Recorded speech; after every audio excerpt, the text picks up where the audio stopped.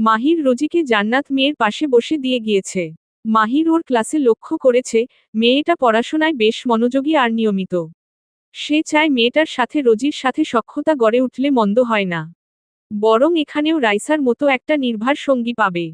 জান্নাতের সাথেই টুকটাক গল্প করছিল রোজি। ঠিক তখনই ক্লাসের দরজায় কিছু ভারী পায়ের উদ্ধত উপস্থিতি ক্লাসের সবাইকে থমকে দিল।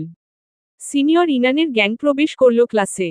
সবকটার চলন বলন আর চাহনিতে কেমন গুন্ডা গুন্ডা ভাব। ইনান সামনে আর তার পেছনে আরও 5 জন ছেলে মেয়ে। এক এক জনের হাবভাব দেখে মনে হবে কলেজের অলিখিত শাসক তারা। তাদের আগমনের সাথে সাথেই পুরো ক্লাসে একটা পিনপতন নীরবতা নেমে এলো। সবাই যান্ত্রিকভাবে নিজেদের জায়গা থেকে দাঁড়িয়ে গেল। ক্লাস ক্যাপ্টেনরা উচ্চশব্দে সালাম দিয়ে উঠল। জান্নাত দ্রুত রোজির হাত ধরে হ্যাচকা টান দিল। ফিসফিস করে বলল, রোজি তাড়াতাড়ি দাঁড়াও। মেয়েটির চাপে রোজিও অপ্রস্তুত অবস্থায় দাঁড়িয়ে পড়ল। ইনান সোজা হেঁটে এসে রোজির ঠিক সামনে দাঁড়ালো। পরনের প্যান্টের পকেটে 2 হাত গুজে সে এক মুহূর্ত জহুরির মতো দেখল ওকে। তারপর নিরেট কণ্ঠে প্রশ্ন ছুড়ল, মাহির স্যারকে হয়? রোজি কিছুটা থতমত খেয়ে গেল। ইনানের তীক্ষ্ণ চোখের দিকে তাকিয়ে কয়েক সেকেন্ড চুপ করে রইল সে। ক্লাসের সবাই তখন দম বন্ধ করে ওদের দিকে তাকিয়ে। কিছুক্ষণ পর রোজি শান্ত গলায় উত্তর দিল, কাজিন। কেমন কাজিন? পাশ থেকে ইভান ঝাঁঝিয়ে বলে উঠল, এই মেয়ে, এত ইংরেজি ঝাড়তে হবে না, বাংলায় বলো কি পাতানো ভাই লাগে? ওদের এহম আচরণে রোজি বেশ বিস্মিত হল। এবার একটু আমতা আমতা করেই উত্তর দিল, জি, চাচাতো ভাই। ইনান বলল, একই বাড়িতে থাকা হয়? জি। উত্তরটা শুনে ইনান কিছু বলল না। মুখ ভর্তি চুইংগামটা আয়েশ করে চিবুতে লাগল। চোখজোড়া তার রোজির পায়ের জুতো থেকে শুরু করে মাথার চুল পর্যন্ত একবার পরখ করে নিল। তারপর নিরেট ভাব নিয়ে তার সাঙ্গ পাঙ্ক সহিত যেভাবে এসেছিল স্বভাবেই ক্লাসের বাইরে বেরিয়ে গেল। ইনানরা চলে যেতেই রোজি জান্নাতকে জিজ্ঞেস করল, কে উনারা? উনারা সিনিয়র, অনার্সে পড়ে। আর যেই মেয়েটা তোমার সাথে কথা বলল, সে কলেজের ছাত্র রাজনীতির যুগ্ম সম্পাদক, পুরো কলেজ দাপটে রাখে। সবাই ওদের ভীষণ ভয় পায়, এমনকি টিচাররা পর্যন্ত তাদের উপর দিয়ে কিছু করতে পারে না। অবশ্য তোমার ভয় পাওয়ার দরকার নেই। তোমাকে কিছু বলবে না, হাজারো হলেও হবু ননদ হও তুমি। রোজি ভ্রু কুঁচকে জিজ্ঞেস করল, ননদ মানে? মানে মাহির স্যারকে পছন্দ করে ইনান আপু। এই জন্য এই কলেজের কোন মেয়ে মাহির স্যারের দিকে চোখ তুলে তাকাতেও পারে না। সে নাকি খুব ভালোবাসে মাহির স্যারকে। ইনান আপুর সাথে মাহির স্যারের বিয়ে হলে তো তুমি তার নন্দাই হবে। তোমাদের মাহির স্যারও কি মেয়েটাকে পছন্দ করেন? মানে তারা কি কোন সম্পর্কে আছে? এই বিষয়ে সবারই কৌতূহল, তবে এমন খবর আজ পর্যন্ত পাবলিক হয়নি। সম্পর্কের বিষয়ে ইনান আপু কিছু বলেনি। আর মাহির স্যার খুব গম্ভীর। উনার ভাবসাব দেখে বোঝার উপায় নেই তিনি ইনান আপুকে পছন্দ করেন কিনা। স্যারকে দেখলে মনে হয় প্রেম বিয়ে এইসব বিষয় যাই না উনার সঙ্গে।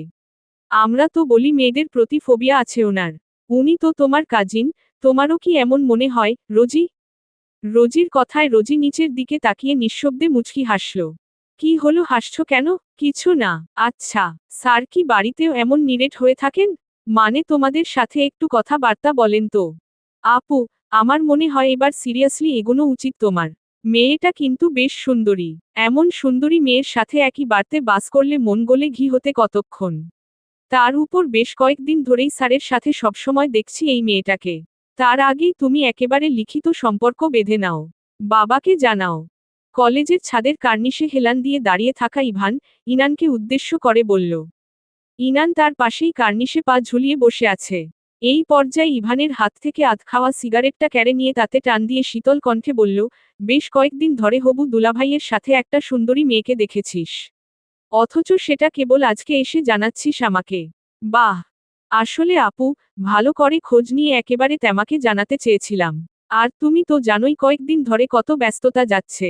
তাই খোঁজ নেওয়ার সময় হয়ে ওঠেনি। আমি জানতাম আমার ভাইয়ের হাত দুটো। এখন দেখছি তার অজুহাত নামক আরেক হাত গজিয়েছে। ইভান মাথা নুইয়ে বলল, সরি আপু, দূর হ আমার চোখের সামনে থেকে। Just leave me alone. Class পিরিয়ডের সময় 20 মিনিট।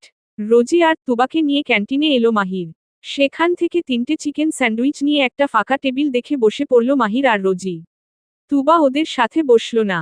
সে একটা স্যান্ডউইচ তুলে নিয়ে ওর পাতানো সব বান্ধবীদের টেবিলে গিয়ে বসল। খাওয়ার এক পর্যায়ে নির্লিপ্ততা ভঙ্গিতে রোজি বলে উঠল, এই কলেজের একজন সিনিয়র আপু আপনাকে খুব পছন্দ করে আপনাকে। জানেন আপনি? মাহির কিছুটা অবাক হয়ে তাকালো রোজির দিকে। গম্ভীর কণ্ঠে বলল, মানে? মানে ইনান নামের একটা আপু আপনাকে ভীষণ ভালোবাসে, বিয়ে করতে চায় আপনাকে। মাহিরের ভ্রুদয় কুঁচকে এলো। তুই কিভাবে জানিস? ইনান কি কিছু বলেছে তোকে? অহ, আপনিও জানেন দেখছি। ইনান আপু এসেছিল আমার কাছে, তবে এই ব্যাপারে কিছু বলেনি। শুধু জিজ্ঞেস করেছে, আপনি আমার কে হন? তুই কি বলেছিস? কাজিন। আমি তোর কাজিন হই? মাহিরের কণ্ঠে ক্রোধের লেলিহান শিখা স্পষ্ট। রোজি চারপাশটা একবার দেখে নিয়ে নিচু স্বরে বলল, মাহির ভাই, প্লিজ রেগে যাবেন না। এখানে অনেক মানুষ, কেউ দেখলে খারাপ ভাববে। আগে বল, তোর সাথে আমার সবচেয়ে বড় পরিচয়টা কি? কাজিন, নাকি হাজবেন্ড? রোজি ছোট করে বলল, অবশ্যই হাজবেন্ড। তাহলে কাজিন বলেছিস কেন? আমি ভেবেছিলাম, হাজবেন্ড বললে যদি কোন সমস্যা হয় আপনার। মানে আপনি তো এখানে চাকরি করেন। সমস্যা কি তোর? সব সময় এত বেশি বুঝিস কেন তুই? রোজি মাথা নিচু করে মৃদু স্বরে বলল, সরি মাহির ভাই, রাগ করবেন না প্লিজ। আমি ইনান আপুর বিষয়টা নিয়ে একদম কিছু মনে করিনি। আমি জানি আমি ব্যতীত আপনি অন্য কাউকে ভালোবাসেন না। আমি তো একটু মজা করছিলাম আপনার সাথে। মাহির নিজেকে শান্ত করল। তার রাগটা আসলে রোজির উপর নয়, বরং ইনানের উপর। তাকে নিয়ে ইনানের বাড়াবাড়ির বিষয়টা মাহিরের অজানা ছিল না। যদিও এমন আচরণ তার বিরক্তের সীমা পার করে দিয়েছিল অনেক আগেই, কিন্তু এতদিন সে আমলে নেয়নি। প্রাতিষ্ঠানিক এসব ঝামেলায় জড়াতে চায় না বলেই চুপ ছিল এতদিন। তবে আর নয়, এবার এর একটা বিহিত করতেই হবে। এই মেয়ে মুখে যতই বলুক না কেন কিছু মনে করিনি। কিন্তু সত্যি এটাই, কোনো স্ত্রী তার স্বামীর প্রতি অন্য নারীর এমন আসক্তি সহজভাবে নিতে পারবে না। কলেজ ছুটি হয়েছে 5 মিনিটের মতো হবে। কলেজের সামনের একটা ক্যাফেতে এক টেবিলে মুখোমুখি বসে আছে মাহির, রোজি, তুবা আর ইনান। উদ্দেশ্য, ইনানকে কিছু কথা পরিষ্কার করে বলে দেওয়া। কলেজ চলাকালীন ব্যক্তিগত আলোচনা শোভন নয় বলেই মাহির ছুটির পরের এই সময়টাকে বেছে নিয়েছে। রোজি বারবার চোখের ইশারায় মাহিরকে অনুরোধ করছে ইরানকে কিছু না বলার জন্য, বোঝাতে চাইছে সে সত্যিই মন খারাপ করেনি। কিন্তু মাহির নির্বিকার, রোজির স্বনির্বন্ধ অনুরোধগুলো স্রেফ এড়িয়ে যাচ্ছে সে। অন্যদিকে তুবা অজানা আতঙ্কে সিটিয়ে উঠেছে। এই ইনান যদি একবার মাহির রোজির সম্পর্কে জানতে পারে তাহলে তার কি হবে? সব থেকে বড় কথা তার ভালোবাসা ইভানকে হারাতে হবে তাকে। অন্যদিকে, ইনানের বুকের ভেতর তখন হাজারো প্রজাপতি উঠছে। মাহির ফিজিক্সের লেকচারার আর ইনান ম্যানেজমেন্টের ছাত্রী, এর আগে কখনো এভাবে মুখোমুখি বসা হয়নি তাদের। কাঙ্ক্ষিত মানুষকে এত কাছে পেয়ে উত্তেজনায় তার হাত পা যেন অবশ হয়ে আসছে। কাপা কাপা হাতে কফির মগটা ঠোঁটের কাছে নিতেই কিছুটা গরম কফি ছলকে পড়ল তার কোলের ওপর। মাহির বিনয়ের সাথে টেবিলের মাঝখান থেকে টিস্যু নিয়ে বাড়িয়ে দিল ইনানের দিকে। ইনান টিস্যুগুলো হাতে নিয়ে লাজুক হেসে নিজের কাপড় পরিষ্কার করে নিল। তারপর নিজেকে স্বাভাবিক করে আবার কফির কাপে চুমুক দিল ইনান। নিস্তব্ধতা ভেঙে মাহির শান্ত গলায় বলল, মিস ইনান, আজকে সকালে আপনি মনে হয় রোজিকে একটা প্রশ্ন করেছিলেন, আমি ওর কে হই। রাইট? ইনান উপর নিচ মাথা নাড়িয়ে আস্তে করে বলল, জি স্যার। সেই প্রশ্নটি এবার আরও একবার করুন। ইনান কিঞ্চিত হকচকিয়ে উঠল, জি? আমি বলছি, সকালে রোজিকে যে প্রশ্নটি করেছিলেন সেটি আমার সামনে আবার একবার করুন। মাহিরের এমন কথায় ইনান বেশ অবাক হল। তবে নিজের কৌতূহল চেপে সে মাহিরের দিক থেকে নজর সরিয়ে রোজির দিকে তাকালো। আমতা আমতা করে নিচু স্বরে জিজ্ঞেস করল, মাহির স্যার তোমার কে হন, রোজি? রোজি একবার মাহিরের দিকে তাকালো। মাহির ইশারায় উত্তর করতে বলছে তাকে। রোজি মাহিরে চোখের দিকেই দৃষ্টি স্থির রেখে দৃঢ় কণ্ঠে বলে উঠল, হাজবেন্ড, হাজবেন্ড হন উনি আমার। বাড়িতে পৌঁছাতে পৌঁছাতে প্রায় 1:30 বেজে গেল রোজিদের। ফ্ল্যাটের দরজা খোলার শব্দ পেতেই বেলকনি থেকে এক ছোট ড্রয়িং রুমে চলে এলো মেসি। দরজার কাছে রাখা সুরেকের উপরে উঠে সেখান থেকে এক লাফে রোজির কোলে উঠে পড়ল। রোজিও দুহাতে ওর তুলতুলে নরম দেহটা আঁকড়ে নিয়ে মাথায় টুপাটুপ কয়েকটা চুমু বসিয়ে দিল। তারপর বইয়ের ব্যাগটা সোফার উপর ছুঁড়ে দিয়ে তার পাশেই মেসিকে নিয়ে বসে পড়ল। সোফার পিঠে মাথাটা এলিয়ে চোখ দুটো বন্ধ করে নিল। মাহিরও পকেট থেকে ফোন আর ওয়ালেট বের করে টি টেবিলের উপর রেখে রোজির পাশে বসল। তারপর হাত বাড়িয়ে ওর স্কার্ফের পিন খুলতে খুলতে বলল, মিসেস মেহেরিমা মাহির কি খুব বেশি ক্লান্ত? রোজি চোখ খুলে তাকালো মাহিরের দিকে। বলল, আপনি আমাকে ভয় পাইয়ে দিয়েছিলেন। ভেবেছিলাম, ইনান আপুকে বকাঝকা করবেন হয়তো। মাহির রোজির মাথা থেকে স্কার্ফটা খুলে নিল। তারপর ঘামের সাথে কপালে লেপ্টে থাকা বেবি হেয়ার গুলো মাথার উপর উঠে দিতে দিতে বলল, কেন, আমাকে কি তোর অভদ্র মনে হয়? না, কিন্তু রাগের মাথায় তো মানুষের মাথা ঠিক থাকে না। তখন যদি খারাপ ব্যবহার করে ফেলতেন? করলেই বাকি হতো। তুই কি ইনানকে ভয় পাচ্ছিস কোন কারণে? হুম, পাচ্ছি। শুনেছি ইনান আপু নাকি ছাত্রী রাজনীতির সভাপতি। তার উপর আপুর বাবা কলেজের সাবেক প্রিন্সিপাল। রোজি, তুই কি কোন অন্যায় করেছিস? কিংবা কারো কোন ক্ষতি? না, কিসের অন্যায়? রোজি, একটা কথা সবসময় মনে রাখবি, ভয় তাকেই মানায় যার পিঠ দেয়ালে ঠেকে গেছে অসততার কারণে। ক্ষমতা যদি আসে পদবি থেকে, তবে তা আজ আছে কাল নেই, কিন্তু সততা থেকে যে তেজ জন্ম নেয়, তা চিরস্থায়ী। একজন সৎ ব্যক্তির আত্মিক মর্যাদা ও নৈতিক শক্তি কোনো দেশের রাষ্ট্রপতির ক্ষমতার চেয়ে কম নয়। যে সত্যের ওপর দাঁড়িয়ে থাকে, তাকে টলানোর ক্ষমতা কোনো রাজনীতি বা বংশ পরিচয়ের নেই। তোর সততার আত্মবিশ্বাস যদি দৃঢ় হয়, তবে পৃথিবীর কাউকে তোর ভয় পাবার হওয়ার কোনো কারণ নেই। আর তুই কি না এক তুচ্ছ রাজনীতির বাহকের ভয় কুঁকড়ে উঠছিস? ইট শ নট ফেয়ার মিসেস মেহেরিমা। রোজি এতক্ষণ খুব মনোযোগ দিয়ে মাহিরের কথাগুলো নিজের মাঝে লালন করে নিল। এবার মাহিরের একেবারে সন্নিকটে এগিয়ে এসে ওর দুই গালে নিজের দুই হাতের তালু চেপে ধরল। তারপর কপালে কপাল ঠেকিয়ে বলল, I am the bravest girl, because I am honest. I am never afraid anyone. কথাগুলো বলেই রোজি আচমকা মাহিরের ঠোঁটে নিজের ঠোঁট ছুঁয়ে শব্দ করে চুমু খেল। তারপর একেবারে তড়িৎ গতিতে উঠে দাঁড়ালো। গোসল করব আমি, আপনিও করুন, একসাথে নামাজ পড়ব। বলেই হেলেদুলে ঘরের দিকে হাঁটা দিল রমণী। মাহির ঘোর লাগার দৃষ্টিতে তাকিয়ে আছে সেদিকে। আজকাল এই মেয়ের হুটহাট কাছে আসা যেমন তাকে অস্থির করে তোলে তেমনি এক রাশ ভালোলাগা এসে ঘিরে ধরে। মাহির নিজের ঠোঁটে আঙুল স্লাইড করতে করতে মিনমিনিয়ে আওড়ায়, আই উইস, তাড়াতাড়ি বড় হয়ে যা প্রাণ। এই প্রেমিক হৃদয়ের প্রেম গ্রহণ করার জন্য হলেও একটু দ্রুতই বড় হয়ে যা। তারা চিহ্ন তারা চিহ্ন তারা চিহ্ন তারা চিহ্ন তারা চিহ্ন তারা চিহ্ন তারা চিহ্ন তারা চিহ্ন তারা চিহ্ন তারা চিহ্ন তারা চিহ্ন তারা চিহ্ন তারা চিহ্ন তারা চিহ্ন তারা চিহ্ন তারা চিহ্ন তারা চিহ্ন। পরের দিন, প্রিন্সিপাল রুয়াফ উদ্দিনের উল্টো দিকের চেয়ারে বসে আছেন ইনানের বাবা মোজাম্মেল হক। ইনান তার বাবার চেয়ারের পাশে মাথা নিচু করে দাঁড়িয়ে আছে। মোজাম্মেল হক নিজেও একসময় এই কলেজের সফল প্রিন্সিপাল ছিলেন, তাই এই প্রতিষ্ঠানের প্রতিটি ইটে তার জন্য আজও বরাদ্দ থাকে অগাধ শ্রদ্ধা ও সম্মান। সামনের টেবিলে আয়া চা নাস্তা দিয়ে গেছে। রুয়াফ উদ্দিন পুরনো সহকর্মীর সাথে বেশ সখ্যতার সাথেই কলেজের বিভিন্ন বিষয় নিয়ে আলাপ করছেন। তন্মধ্যেই দরজায় নক করল মাহির। রুয়াফ উদ্দিন ভেতরে আসার অনুমতি দিলেন।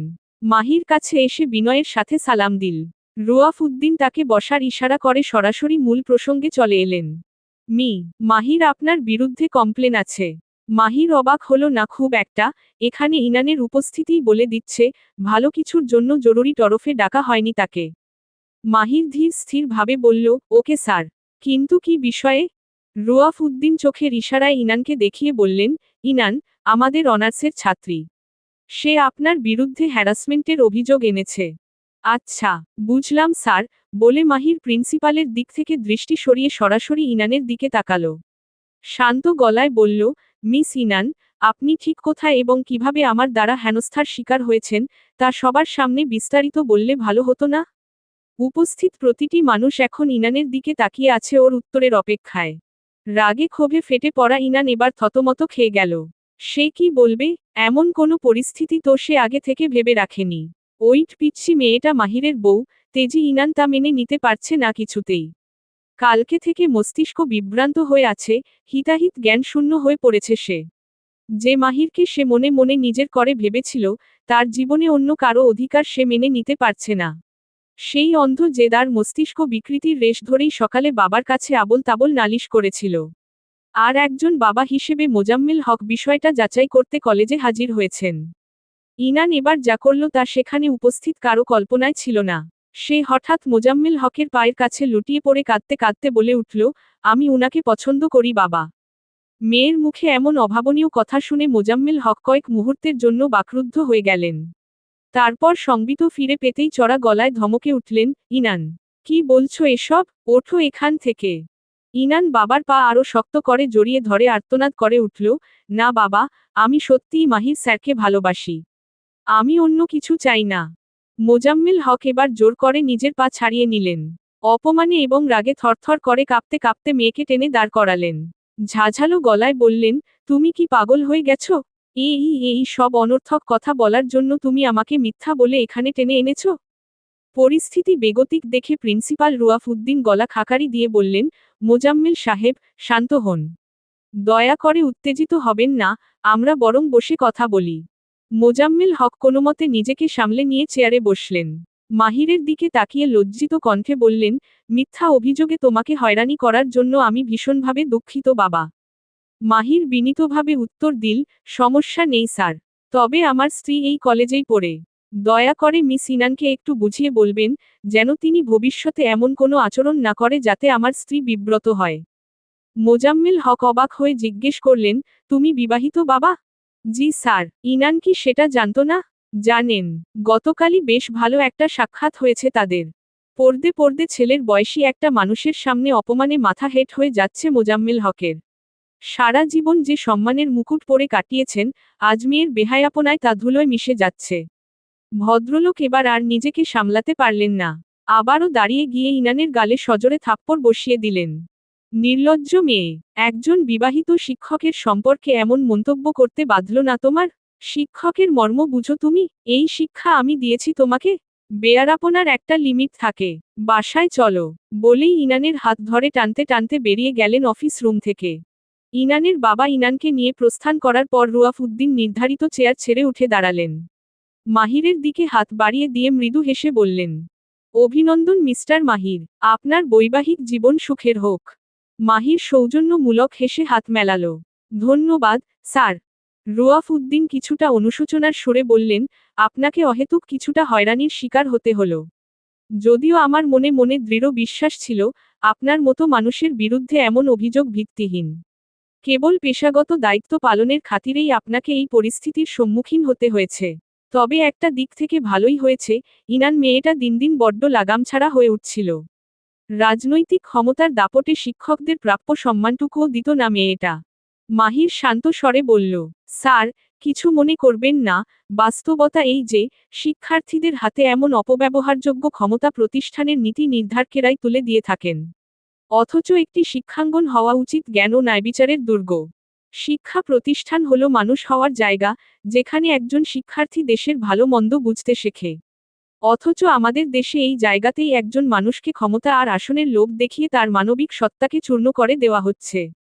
ক্ষমতা ধরে রাখতে কলমের বদলে তার হাতে তুলে দেওয়া হচ্ছে প্রাণঘাতী অস্ত্র।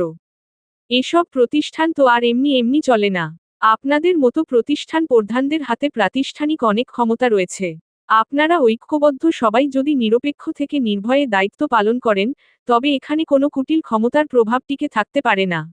আপনারা যখন সচেষ্ট হবেন, কেবল তখনই ক্যাম্পাস হয়ে উঠবে সুস্থ, সুন্দর এবং মুক্তচিন্তার এক নিরাপদ প্রাঙ্গণ। মাঝ বয়সী ভদ্রলোক কণ্ঠ খাদে নামিয়ে বললেন, কি করব বলুন, উপর থেকে চাপ আসে, চাকরি ধরে রাখতে অনিচ্ছা সত্ত্বেও অনেক কিছু মেনে নিতে হয়। শিক্ষাগুরুর জিহ্বাতে এমন দুর্বলতা শোভা পায় না, স্যার। আপনাদের হাতে থাকা কলম যেমন দেশে গড়ার হাতিয়ার, তেমনি আপনাদের কণ্ঠস্বর হল সত্য আর সাহসিকতার অতন্দ্র প্রহরী। পরিস্থিতির দোহাই দিয়ে সেই আপনারাই মেরুদণ্ড নুইয়ে ফেলছেন। উপর মহলের দোহাই দিয়ে যখন আপনারা অন্যায়কে প্রশ্রয় দেন, তখন শুধু একটা নিয়ম ভাঙে না, একটা মেধাবী প্রাণ তিলে তিলে শেষ হয়ে যায়। এই কলুষিত রাজনীতির বিষাক্ত নিঃশ্বাস কার জীবনকে কিভাবে বিষিয়ে দেয়, তার খবর আপনারা রাখেন না। আপনারা যেটাকে মানিয়ে নেওয়া বলছেন, তার বলি হয়ে কারো স্বপ্ন চিরতরে ধুলোয় মিশে যায়। অথচ আপনাদের একটু সাহসী পদক্ষেপ পারত সেই জীবনটাকে রক্ষা করতে। বাসায় ফিরেই ইনান রুমে গিয়ে বিছানায় আছড়ে পড়ল। কান্নার তোরে দম বন্ধ হয়ে আসছে তার। ঘরের মেঝেতে ছড়িয়ে ছিটিয়ে থাকা চোখের পানি আর নাকের জলে ভেজা টিস্যুগুলোই ওর চরম মানসিক অস্থিরতার সাক্ষ্য দিচ্ছে।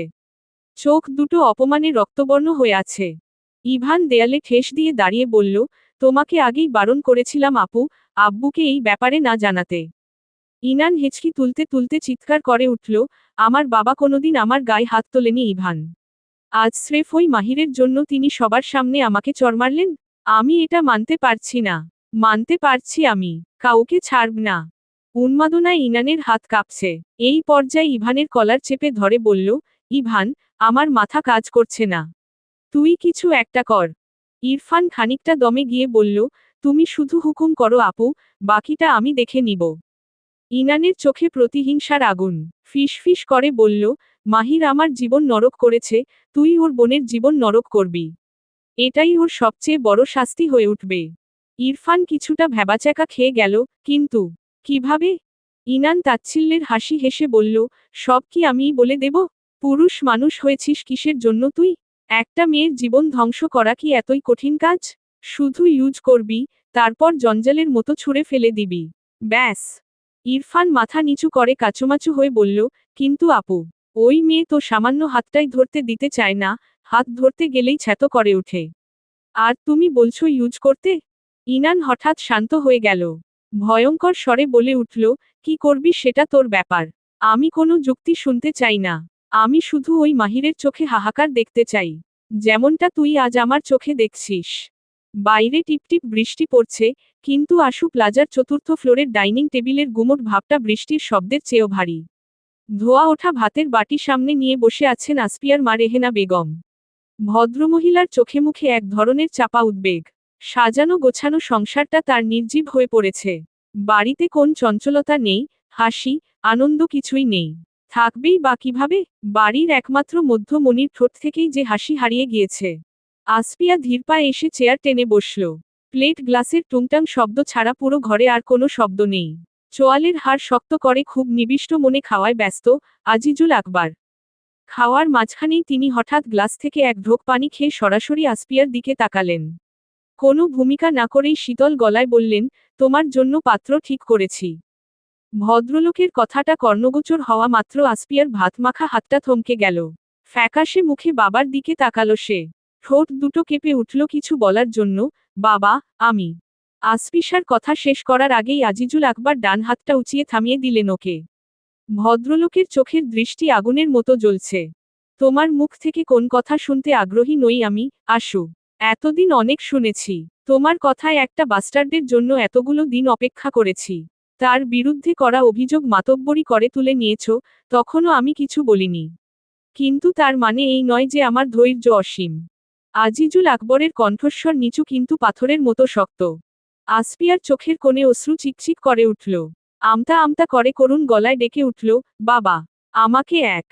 আমি চুপ থাকতে বলেছি তোমাকে। ভদ্রলোক এবার টেবিলের ওপর সজোরে হাত চাপড়ালেন। টেবিলের কিনারে থাকা একটা কাচের গ্লাস মেঝেতে পড়ে গিয়ে মুহূর্তেই বিকট শব্দ তুলে টুকরো টুকরো হয়ে গেল। আসপিয়ার মা কেঁপে উঠলেন। রান্নাঘর থেকে একজন কাজের মহিলা দৌড়ে বেরিয়ে এলো। আমার সিদ্ধান্তের ওপরে একটা শব্দ উচ্চারণ করার অধিকার নেই তোমার। নিজের ভালো মন্দ বোঝার ক্ষমতা তুমি হারিয়েছ। এখন চুপচাপ আমি যা বলি তাই করবে। কাল ওনারা তোমাকে দেখতে আসবেন, আর এটাই শেষ আমার কথা। নিষ্প্রাণ আসপিয়া যান্ত্রিক পুতুলের মতো চেয়ার ছেড়ে উঠে দাঁড়ালো। ওকে দাঁড়াতে দেখে ভদ্রলোক রাশ ভারী কণ্ঠে বলে উঠলেন, কোথায় যাচ্ছ? খাবার শেষ করে তবেই উঠবে এখান থেকে। আসপিয়া কোনো প্রকার কথা বাড়ালো না, জড় বস্তুর ন্যায় ফের চেয়ারে বসে পড়ল। নির্বিকার ভঙ্গিতে দুই লোকমা খাবার মুখে তুলতেই পেট গুলিয়ে এলো ওর। উঠে বেসিনের কাছে যাওয়ার সময়টাও পেল না, তার আগেই গলা বেয়ে নেমে এলো অযাচিত তরলের সাথে অর্ধ পিষিত ভাতের দানা। রেহেনা বেগম ছুটে এলেন মেয়ের কাছে। উদ্বিগ্ন হয়ে পিঠে হাত ঘষে দিতে লাগলেন। কাজের মহিলাটাও এগিয়ে এলো। আজিজুল আকবরের কোন হেলদোল নেই। তিনি মাথা নিচু করে অত্যন্ত নির্বিকার ভঙ্গিতে খাবার খেয়ে চলেছেন। থাক মামনি, আর খেতে হবে না। চলো হাত মুখ ধুবে। বলেই রেহেনা বেগম আসপিয়াকে উঠে নিয়ে বেসিনের কাছে চলে গেল। ভালোভাবে ফ্রেশ করিয়ে দিলেন ওকে। তারপর আসপিয়া ওর ঘরে চলে গেল। রেহেনা বেগম দ্রুত পায়ে স্বামীর কাছে এসে রাগান্বিত স্বরে বলে উঠলেন, এত জুলুম করে মেরে ফেলবে আমার মেয়েটাকে তুমি? আজিজুল আকবর পানি পান করে গ্লাসটা টেবিলের উপর রেখে দিলেন।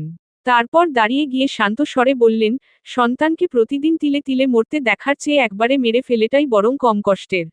মেয়ের হয়ে সাফাই না গেয়ে বুঝাও তোমার মেয়েকে। মানসিকভাবে প্রস্তুত হতে বলো, কালকেই আসছেন উনারা। বলেই গটগট পায়ে স্থান ত্যাগ করলেন তিনি।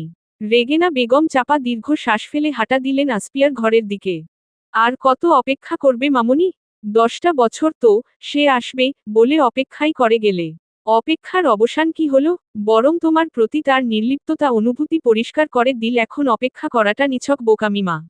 মুভ অন করো সোনা। এই পৃথিবীতে কারো জন্য কারো জীবন থেকে থাকে না। কোলের উপর থাকা আসপিয়ার মাথায় হাত বুলিয়ে দিতে দিতে বললেন রেহেনা বেগম। আসপিয়া মায়ের কোলকে বালিশ বানিয়ে চিত হয়ে শুয়ে আছে। দৃষ্টি তার কারুকার্জিত সিলিং এ নিবন্ধ। ম্লান হেসে বলল, আমার জীবনও থেমে নেই মা। খুব ভালোভাবেই দিন কাটছে আমার। একেবারে স্বপ্নের মতো। কল্পনা তো বাস্তব জীবনের চেয়েও বেশি সুখকর হয়। এখানে চড়াই উতরাই বলতে কিছু থাকে না। আমি এমনই সুখময় একটা জীবন কাটাচ্ছি। তাহলে অভিযোগ কেন মা? এভাবে বলে না শোনা। এটা জীবন নয়। কল্পনা মানুষকে জীবনের স্বাদ দিতে পারে না। তুমি একবার চেষ্টা করে দেখো, ঠিক মানিয়ে নিতে পারবে। আসফিয়া এবার হুট করে শোয়া থেকে উঠে বসে রাবেয়া বেগমের হাত দুটো নিজের হাতের মুঠোয় নিয়ে বলল, মা তুমি এই বিয়েটা ক্যান্সেল করবে। যেভাবেই হোক করবে, কথা যাও আমাকে। না হলে আমি মরে যাব মা। শেষের কথাটা স্পষ্ট শোনা গেল না। তার আগেই কণ্ঠ রুদ্ধ হয়ে এসেছে ওর। চোখ দিয়ে অঝরে অশ্রুর ধারা নামছে। রাবেয়া বেগম মেয়েকে বুকে জড়িয়ে নিলেন। নিজেও অশ্রু বিসর্জন দিতে দিতে আশ্বাস দিলেন, আমি আটকাব এই বিয়ে। তবে তোমাকেও কথা দিতে হবে, আগামী 1 বছরের মধ্যে তুমি পুরোপুরি ভাবে মুভ অন করবে। তারপর যাকে বলবে আমরা তার সাথেই তোমাকে বিয়ে দিব, কোন দ্বিধা ছাড়াই। আমি জানি, আমার সাহসী মেয়ে পারবে সব ভুলে নিজেকে সাজিয়ে নিতে। রাত গভীর হচ্ছে, কিন্তু তুবার চোখে এক ফোঁটা ঘুম নেই। অস্থির পায়ে পুরো রুম জুড়ে পায়চারি করছে সে। বারবার ফোনের স্ক্রিনটা জ্বালিয়ে দেখছে কোনো নোটিফিকেশন এল কিনা। না, সব শূন্য। গত 2 দিন ধরে ইভান হাওয়া হয়ে গিয়েছে। কোনো কল নেই, মেসেজের রিপ্লাই নেই। তুবার মনে হাজারটা কুডাক দিচ্ছে। কালকে মাহিরের সাথে ইনানের ঝামেলাটার পর থেকেই ইভানের এই নীরবতা তাকে কুরে কুরে খাচ্ছে। ইভান কি তবে সত্যিই ব্রেকআপ করে দিবে তার সাথে? আতঙ্কিত তুবা বিছানায় মাথা কুটে মরছে, তখনই বালিশের নিচে ফোনটা ভাইব্রেট হতে লাগলো। তুবা চটজলদি বালিশের নিচ থেকে বের করল ফোনটাকে। স্ক্রিনে ইভান বেবি নামটা দেখে প্রাণ ফিরে পেল যেন। দ্রুত ফোনটা রিসিভ করে ব্যস্ত কণ্ঠে বলে উঠল, ইভান, 2 দিন ধরে তোমার কোন খবর নেই কেন? ফোন ধরছিলে না কেন? চিন্তায় চিন্তায় আমি পাগল হয়ে যাচ্ছিলাম। ওপাশ থেকে ইভানের শান্ত স্বাভাবিক স্বর ভেসে এলো, সরি বেবি, তুমি একটু শান্ত হও আগে। সামনে নির্বাচন, খুব ব্যস্ততার সময় পার করছি। সারা দিনে একবারও ফোন হাতে ধরার সময় পাই না। তাই কোন যোগাযোগ করতে পারিনি তোমার সাথে। ইভানকে অন্যদিনের মতো স্বাভাবিকভাবে কথা বলতে দেখে স্বস্তির শ্বাস ছাড়ল তুবা। আমি খুব ভয় পেয়ে গিয়েছিলাম ইভান। ভেবেছিলাম মাহির ভাইয়ার জন্য তুমি আমার সাথে ব্রেকআপ করে ফেলবে। তুমি এসব কি বলছো বেবি? আমি তোমাকে সত্যিকারের ভালোবাসি। পৃথিবী ধ্বংস হয়ে গেলেও আমি কোনোদিন তোমার হাত ছাড়ব না, আর এটা তো সামান্য একটা ইস্যু। আমার ভালোবাসা এতটাও ঠুনক নয়। I truly love you from my heart, baby. Me too, Ivan. Mahir তার গায়ের উপর থাকা কমফর্টটা অল্প ফাঁক করে বুকে লেগে থাকা রোজির ছোট্ট মুখটা দেখে নিল। চোখ দুটো বন্ধ, নিঃশ্বাসের গতিও তীব্র। মাহির বুঝল, ঘুমিয়ে পড়েছে মেয়েটা। এবার সে তার পুরুষালী চওড়া কোমর জড়িয়ে রাখা রোজির হাতটা আস্তে করে নামিয়ে দিল। তারপর বিছানা ছেড়ে নামতে গিয়ে কমফোর্টারে টান লাগায় আচমকা রোজির চোখ দুটো খুলে গেল। তবে চোখের মনি স্থির। বিছানার কাছে বসে গিয়ে আলতো করে মাথায় হাত বুলিয়ে দিতে লাগলো মাহির। কয়েক সেকেন্ড পর আবারও আস্তে করে চোখের পাতা দুটো বন্ধ হয়ে এলো মেয়েটার। এবার মাহির কমফোর্টার দ্বারা রোজিকে ভালোভাবে ঢেকে দিল। তারপর অতি সন্তর্পণে ঘরের দরজা ভিড়ে দিয়ে আলগোছে ঘর থেকে বেরিয়ে এলো সে।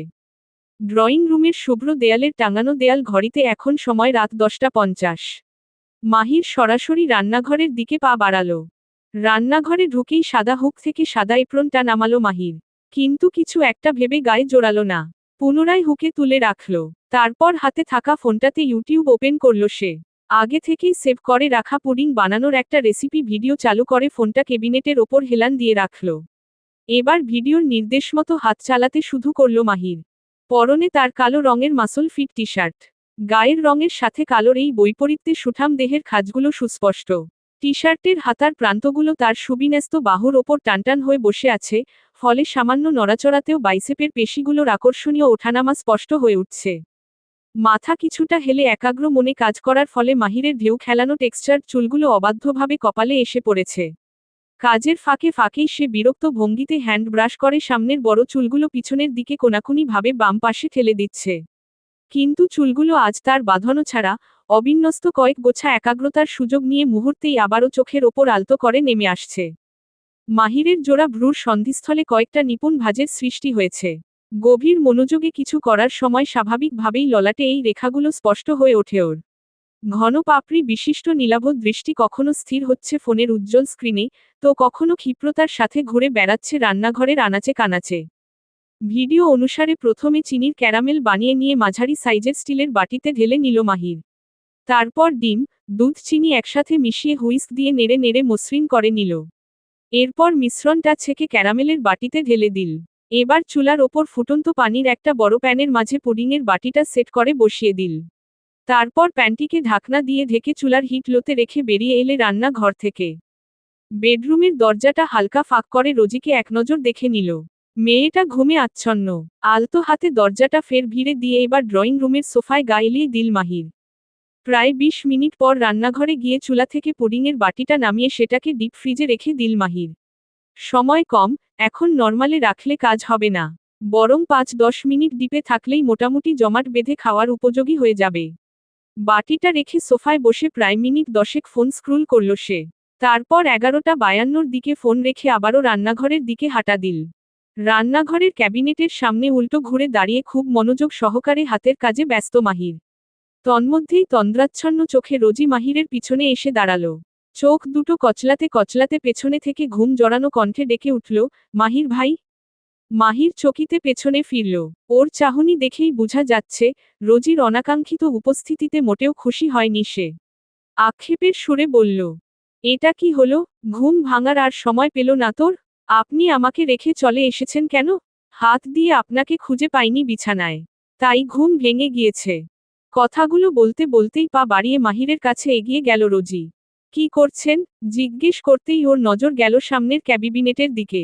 প্লেটের মাঝখানে পড়ে আছে গাঢ় লালচে ক্যারামেল মাখা থকথকে পুডিং। চোখের সামনে প্রিয় খাবারের এমন লোভনীয় রূপ দেখে মুগ্ধতায় রোজির চোখের মনি স্থির হয়ে গেল। মুখ দিয়ে আপনা আপনি বেরিয়ে এলো, ওয়াও, কি সুন্দর পুডিং। মেয়েটার জিভের ডগায় বোধ হয় ততক্ষণে পানি চলে এসেছে। তবে সেই মুগ্ধতা বেশিক্ষণ স্থায়ী হল না। পরক্ষণেই সেখানে বিস্ময় দানা বাঁধল। মাহিরের দিকে তাকিয়ে অবাক হয়ে প্রশ্ন করল, এত রাতে পুডিং বানিয়েছেন কেন? মাহির কোনো উত্তর দেওয়ার আগেই রোজির মনে বিদ্যুতের মতো কিছু একটা খেলে গেল যেন। কিছুটা থমকে গিয়ে দ্রুত মাহিরের দিকে তাকিয়ে জিজ্ঞেস করল, আচ্ছা, আজ কত তারিখ? মাহির ক্যাবিনেটের ওপাশ থেকে একটা ছুরি হাতে নিয়ে শান্ত গলায় বলল, ১৩ই অক্টোবর। রোজি এবার দৌড়ে ড্রয়িং রুমে এসে ঘড়িতে সময় দেখল, ১১:৫৫। তারপর দ্রুত পায়ে আবার মাহিরের কাছে এসে লাজুক স্বরে বলল, আমাকে সারপ্রাইজ দেওয়ার জন্য বানাচ্ছিলেন, তাই না? টলটলে পুডিংয়ের গায়ে ছুরি চালাতে চালাতে মাহির বলল, হুম, কিন্তু তুই তো আমার সারপ্রাইজটা নষ্ট করে দিলি। কি লাভ হলো তোকে সকাল সকাল ঘুম পাড়িয়ে দিয়ে? সরি, আমি তো জানতাম না আপনার সারপ্রাইজের ব্যাপারে। এমনকি কালকের তারিখটাও মনে ছিল না আমার। এই জন্যই তো এত লুকোচুরি। চমকে দিতে চেয়েছিলাম তোকে, কিন্তু তা আর হলো কই? এখনো হবে। ১২টা বাজেনি এখনো। আমি আবার শুয়ে যাই। আর আপনি পুডিংটা নিয়ে আমাকে ডেকে তুলবেন, যেভাবে ভেবে রেখেছিলেন আর কি। আর আমি সারপ্রাইজড হয়ে যাব। রোজির বাচ্চামো কথা শুনে মাহির এক মুহূর্ত স্তব্ধ হয়ে ওর দিকে তাকিয়ে রইল ওর দিকে। তারপর হঠাৎই ঠোঁটের কোণে একটা বাঁকা হাসি ফুটে উঠল ওর। হাতের ছুরিটা পাশে রেখে রোজির কপালে আলতো করে একটা টোকা দিয়ে বলল, অভিনয় করবি? আচ্ছা যা, আজকে দেখব তোর অভিনয়ের জোর কতটুকু। রোজি একগাল হেসে খুশিমনে উল্টো ঘুরে বেডরুমের দিকে দৌড় দিল। যাওয়ার আগে আর চোখে একবার চুনিরঙা পুডিংটার দিকে তাকিয়ে নিল। বিছানায় গিয়ে রোজি চটজলদি কমফোর্টারটা গায়ে টেনে চোখ বন্ধ করে শুয়ে পড়ল। কিন্তু উত্তেজনায় মেয়েটার বুকের ভেতরটা টিপটিপ করছে। ঘড়িতে ১২টা বাজার সাথে সাথে পুডিংয়ের প্লেট হাতে মাহিরও ঘরে ঢুকল। ঘরটা অন্ধকার, কেবল বাইরের ল্যাম্পপোস্টের আবছা আলো থাই জানালায় প্রতিসারিত হয়ে ঘরের একপাশটা মৃদু আলোকিত করে তুলেছে। এক হাতে ঘরের লাইটটা জ্বালিয়ে এগিয়ে গেল বিছানার দিকে। প্লেটটা বেডসাইড টেবিলের উপর রেখে রোজির মুখ থেকে কমফর্টার সরিয়ে দিল।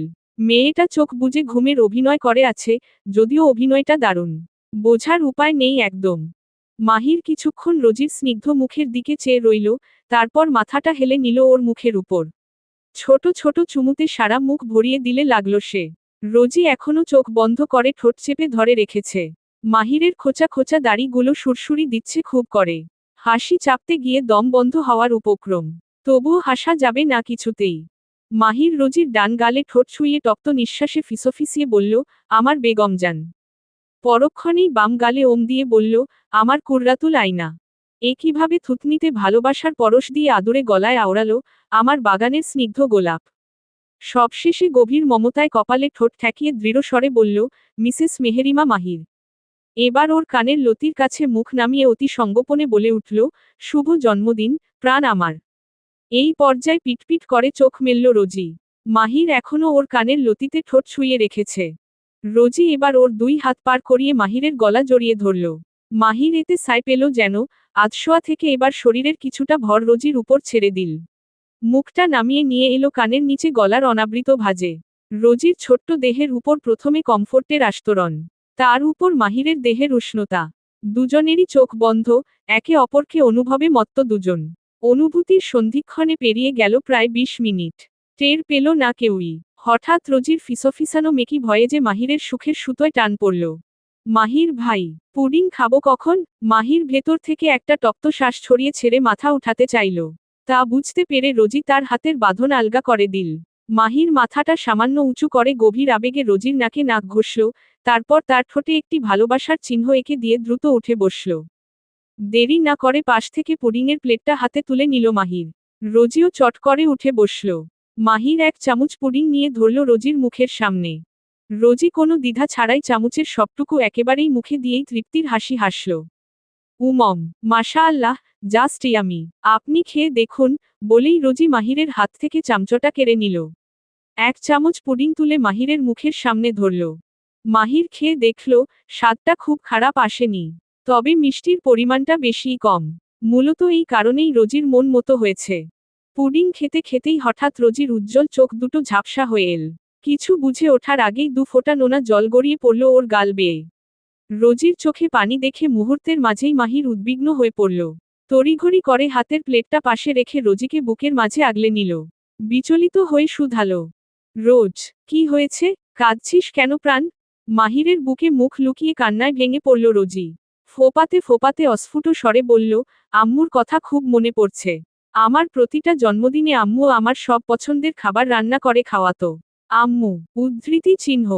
একটু থেমে বুকভরা হাহাকার নিয়ে আবারও বলে উঠল, আম্মুর রাগ এখনো ভাঙছে না কেন মাহির? আমি কি খুব বড় অপরাধ করেছি? আম্মুর কাছে যেতে ইচ্ছে করছে আমার। মাহির রোজির মাথায় হাত বুলিয়ে দিতে দিতে সান্ত্বনার সুরে বলল, মায়েদের রাগ কখনো স্থায়ী হয় না, রোজ। ওটা কেবল ওপরের আবরণ, ভেতরে এখনো তোর জন্য পাহাড় সমান ভালোবাসা জমে আছে। দেখবি সব ঠিক হয়ে যাবে। সবাই তো মেনে নিয়েছে, তাহলে আম্মু কেন নিচ্ছে না? রোজি, চাচির জায়গা থেকে চাচির রাগ করাটা হয়তো স্বাভাবিক। তুই অনেক কিছুই জানিস না। রোজি এবার মাহিরের বুক থেকে মাথা তুলে ওর মুখের দিকে তাকিয়ে বলল, কি জানি না আমি? তোর মামার ছেলে, ইরফানের সাথে তোর বিয়ে ঠিক করে রেখেছিল চাচি আর তোর মামা। শুধু ঠিকই না, এই সম্পর্কটা তারা মনে প্রাণে লালন করতেন। রোজি অবাক হয়ে তাকিয়ে আছে মাহিরের দিকে। আমি তো এসবের কিছুই জানতাম না। তুই বোকা, অনেক কিছুই জানিস না। দুনিয়াদারির সব কিছুই তোর অজানা। তুই খালি জানিস ঘরের কোণে পড়ার টেবিলে বসে ঘন্টার পর ঘন্টা কিভাবে কাটিয়ে দেওয়া যায়। উদ্ধৃতি চিহ্ন। রোজি বিরোধিতা করে বলল, ওহু, ভুল বললেন। আরও একটা জিনিস জানি, আমার মাহির ভাই আমাকে অনেক ভালোবাসে। মাহির রোজিকে শক্ত করে জড়িয়ে নিয়ে বলল, এতটুকুই যথেষ্ট প্রাণ। এর বাইরে আর কিচ্ছু জানার দরকার নেই তোর। মাঝরাতের নিস্তব্ধতা চিরে ঘড়ির কাটার শব্দটা এখন অনেকটা হৃৎপিণ্ডের স্পন্দনের মতো শোনাচ্ছে। আসপিয়া ধীর পায়ে আয়নার সামনে গিয়ে দাঁড়ালো। পুরো বাড়ি ঘুমে আচ্ছন্ন, কেবল ওর ঘরেই জ্বলছে একটা ম্লান আলো। পরনে তার সেই বাটারফ্লাই প্রিন্টের নীল শাড়িটা, যেটা গায়ে জড়িয়ে সে এক নীলকান্তেমণির নীলাঞ্জনা হতে চেয়েছিল। তবে আজ জীবনের সমীকরণগুলো অলটপালট হয়ে গিয়েছে। শাড়িটা তার সুগঠিত নারীদেহে বেশ মানায়। ড্রেসিং টেবিলের ওপর থেকে কাজলের পেন্সিলটা হাতে নিল ও। কাপা কাপা হাতে চোখের কোণে টেনে দিল গাঢ় কালোর প্রলেপ। অযত্ন আর নিদ্রাহীন রজনীর অত্যাচারে চেহারার ফর্সা রংটা খানিকটা তামাটে হয়ে গেছে, চোখের নিচে পড়েছে কালচে ছায়া। তার উপরই কাজলের মোটা প্রলেপ। আয়নার মাঝে প্রতিফলিত হওয়া মেয়েটাকে দেখে মনে হচ্ছে, কোনো এক ট্র্যাজেডির নায়িকা দাঁড়িয়ে আছে আয়নার সামনে। মাথার চুল থেকে কাঁকড়াটা আলগা করে দিতেই একরা সগোছালো চুলের গোছা কাঁধ বেয়ে পিঠে গড়িয়ে পড়ল। এবার ড্রয়ারের এক কোণে পড়ে থাকা নীল টিপের পাতাটা বের করল আসপিয়া। আঙুলের ডগায় টিপটা নিয়ে কিছুক্ষণ স্থির হয়ে দাঁড়িয়ে রইল মেয়েটা। আজ আর তাড়াহুড়ো নেই, কোনো ভুল করার অবকাশ নেই। খুব নিখুঁতভাবে বসিয়ে দিল দুই ভ্রুর ঠিক মাঝখানে। সবশেষে আলমারির ভেতর থেকে বের করে আনলো খুব যত্নে মোড়ানো কাগজের কাঙ্ক্ষিত প্যাকেটটি। ভেতর থেকে বেরিয়ে এলো নীল আর সাদা রঙের 2 গোছা কাচের চুড়ি, মাহিরের দেওয়া চুড়ি। একে কি উপহার বলা যায়? আসফিয়ার মনে পড়ে গেল সেই বিকেলের কথা। রাস্তার পাশে নীল আর সাদা চুড়ির মায়াবী মিশেল দেখে ওর চোখ আটকে গিয়েছিল। অগত্যা নিজ থেকেই এগিয়ে গিয়ে দুগোছা চুড়ি হাতে তুলে নিয়েছিল ও। সেদিন সৌজন্যতার খাতিরে পকেট থেকে 100 টাকার একটা নোট বের করে চুরির মূল্য পরিশোধ করেছিল মাহির। সেই 100 টাকার নোটেই লুকিয়ে আছে আসফিয়া নামক এক প্রেমিকার 100 বছরের ভালোবাসা। আসফিয়া আলগোছে 2 হাত ভরে এক এক করে সবগুলো চুড়ি পরে নিল। নীল সাদা রঙের কাচের চুড়িগুলোর রিনিঝিনি শব্দে মাহিরের হাসির শব্দ শুনতে পাচ্ছে রমণী। চুড়িগুলোর গায়ে আঙুল বুলানোর সময় চোখ বেয়ে ফোঁটা টপ্ত অশ্রু গড়িয়ে পড়ল কাচের উপর। ডান হাতের অনামিকা আঙুলের একখানা ভারী গড়নের সোনালি আংটি জ্বলজ্বল করছে। কাচের চুড়ি স্বর্ণের আংটি দিয়ে সেজে উঠা হাতখানা কি অপূর্ব দেখাচ্ছে। মেয়েটা আনমনেই হেসে উঠল। অথচ তখনও এক ফোঁটা অশ্রু টুপ করে ওর হাতের উল্টো পৃষ্ঠে আংটিটার পাশেই আছড়ে পড়ল।